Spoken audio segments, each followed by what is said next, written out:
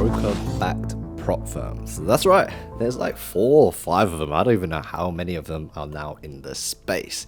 So since last year, we've had like this whole little roller coaster with prop firms. We've literally had prop firms go under, we've had prop firms come back, and now we've got brokers coming into the prop firm space. And what was really interesting was, even though back then, before all the brokers kind of came into the prop firms, when we were using MT5, we would see all of their company names providing the liquidity and the MT5 platform anyway. But now they've entered into the space. So the question arises is, are they actually a firm we should trade with? How are they actually affecting the industry? And what should you do about it? So in this video, I'm going to sit with you and talk to you. I've already done a review video. So if you want to check out all the prop firm reviews on them, so that their challenges, how they work, you can go and check that video after you've watched this one. But in this video, what I want to talk about is the truth behind broker-backed prop firms. What does it actually mean? Is there actually any benefit to it? And is it positive or is it negative, or what should we be thinking about? Because the first thing that comes into mind that people think, and even for myself, and I'm not sure if you do, is why you clicked on it, is it's backed by a broker. So therefore it must be a firm that we should trade with, right? So that's the first thing that we think about. But when we dissect the information, there's actually a lot of things to take into considerations if we should trade with that firm or if we shouldn't. Now, this is going to be a little bit better than the review video as well, because I've got experience now with trading one or two of them. Not only have I got an experience of trading with one or two of them, we've also started to see some information leaked about some of these firms, whether they're real, whether they're not. And the most important thing out of all of this is, are we going to get paid? That is so key. It doesn't matter if the spreads are a little bit high. It doesn't matter if this firm is a little bit slower or the customer service is really good, but we're just taking a bit of time and the payouts are delayed. That doesn't matter. Are we going to get paid at the end of the day? And what is the customer service like? So it's going to be a bit of a me to you, as I call these series, very unfiltered, just no editing, me talking to you and sharing my thoughts. And if you're new to the channel, my name is Dan Chung, aka Champ. I did 2.5 million in a month, which is kind of crazy in funding. Then I ended up losing it all, with losing 1 million in funding just from trading, and that was it. It was just, there was no bad trading. I just lost it, and it was just part of my strategy. I ended up losing it. And the other 1.5 million which I had backed was the firms that I had it with, and the payouts all went insolvent. So I ended up losing quite a lot, and that put me a bit on the back foot with the whole prop firm space. So since then, I took a little bit of a break, which was kind of much needed, and also my life actually told me I needed to take a break because we had a lot of things to deal with.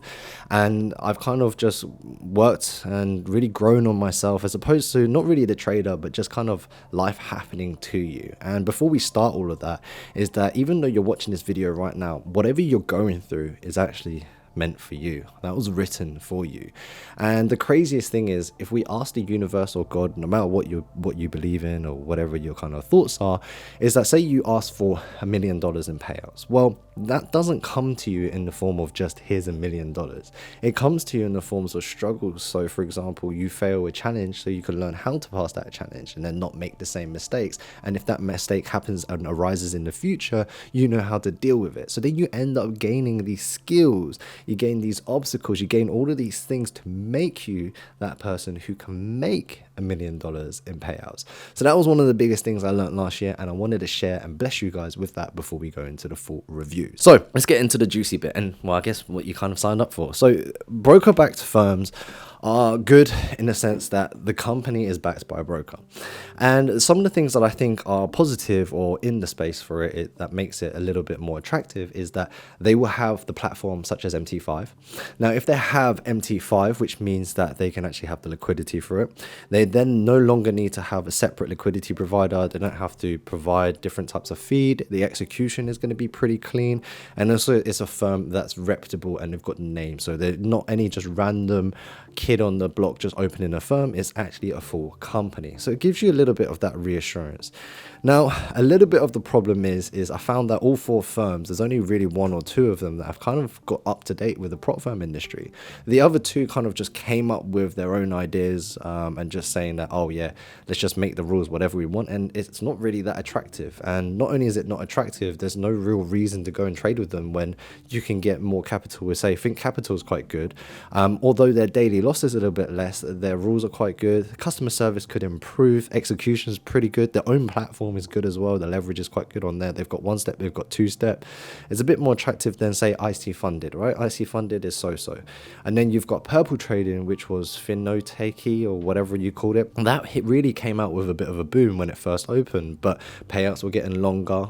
The customer service wasn't as good, and you can see a little bit of a pattern here. When customer service is not good, the payouts also coincide. So then they ended up going backwards. They're still around, they're still trading, but I think that a lot of people kind of pulled away from them because of those situations. And the only real two that I see at the moment are Think Capital and Oanda. Now, Think Capital I've traded with, so I can have an experience and I can tell you with them. Oanda I will try potentially in the future. I don't think I'll try IC funded. I was thinking of Finok or however you're going to say it because of purple trading, but like I said, once I went on Twitter, did the reviews and everything, I kind of pulled back from that. So with Think Capital, I think that it goes across the board with the rest of them is if their customer service and their also system is like that and they're more in tune with the current prop firm space, I can only imagine the other three would not be as up to date, nor do they kind of give a shit. That's the other problem I can see with broker-backed prop firms is because they're so big and they're so huge. They have that ego, and you kind of see these with companies, right? Like large companies where you're just a number, they don't really care and it doesn't really matter. But then when you go to like a new firm or whatever it is, they're so eager to grow, they're so eager to be innovative, they're humble, they're trying to, you know, help you and assist you and go onto their Discord and stuff like that. That kind of stuff is awesome, which kind of is why FTMO, even though they're at the pinnacle and that they're at the top, they lack that community because they don't have like that Discord where people can go on to, and they tried to, but it really isn't their focus. And that's fair enough, you know, they've done 5.2 million in charity, so you know they're a very successful business. They've been around for like 9-10 years, so it's a really different for them. But new people coming into the space should really be thinking of innovative ideas, how to kind of push a little bit more, how to give more to the traders, how to work more. For example, like having 10% and then 5% and then 8% doesn't really work in terms of the current challenges. When the industry standard, there are firms offering 6% profit target and then 6% again, or even 12% drawdown. So it doesn't really make it as attractive. And then not only that, the number one thing of why you would pick a broker-backed prop firm is because they would pay you out. But then you're starting to see denies on Twitter. It just makes it a little bit more difficult. Now, one thing I do want to add on this is, even though in the prop firm space you may see them, I think that if the denies, and this is really important, if a prop firm denies a payout, you got to look at the reasoning. Now, if it's just some kid screaming on Twitter because he broke the rules and he deserved to be denied, that's a little bit of a different story. But if they generally denied it and then the guy has got proof of all of his trades, all of his log, and then just randomly like deny it, or they start denying payouts left, right and center, you kind of know it's a little bit of a red flag. And that goes to show, like last year, before I even lost my, I've never got denied ever denied a payout. And yeah, it's actually quite interesting. Even thinking about that and saying that right now, I've never been denied a payout because I always try and stick within the reasons. Now, FTMO have guided me and said, you know, my risk tolerance should be pulled back here and there. That's fine. I did all of those, but I've never really broken a rule.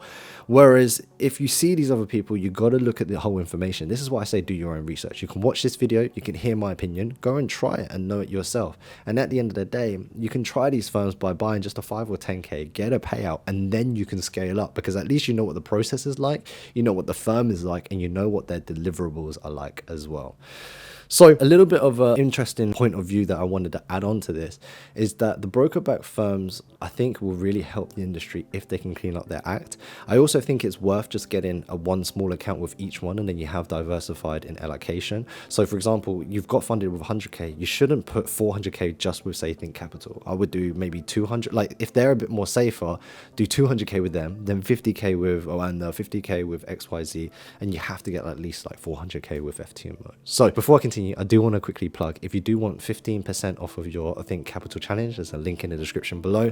Not just that as well, we do have a full prop firm review kind of page. So if you want to check out any of the prop firms and you want to see my reviews on them, the videos, the payouts my students have got, the payouts I've got, or the payouts I didn't get in the terms of only insolvency, I've made that all onto a website now, so you guys can go and check that page out. So let's get back to the video. So last but not least, I kind of want to finalize is like, what type of structure would I go for? I mean, right now, I think that I don't really understand why people are just not getting max allocation with FTMO and then diversify. But I understand some countries can't trade with FTMO. That's cool. Then after FTMO, what I would do is then just try and get small accounts. So say your tolerance is you want to get to 1 million funded. Get 50K with all of these different accounts and then just trade them all one by one and then have them linked later, making sure that they let you copy trade, or get 100K with all of them. But I think right now, and one thing I've learned from losing my funding and being in the industry for a little bit of time, is just to diversify the allocation. It's the same, really. If I get 100K, 200K with one firm, I could do exactly 100K and 100K. The only thing is the rules, and that's caught me out a few times, and I failed a few challenges thinking it was 5% for the daily drawdown as opposed to 4%. So let me know in the description or the comments below on how you guys think about the broker backed prop firms. Do you think it's a good thing? Do you think it's a bad thing? Like, I don't know, like, what is the community saying? This is my experience and my thoughts, but I'd love to know what you guys think. So thanks for watching. Remember to like, share and subscribe. Help us hit 100K this year, and we'll see you in the next video. Champ out. Peace.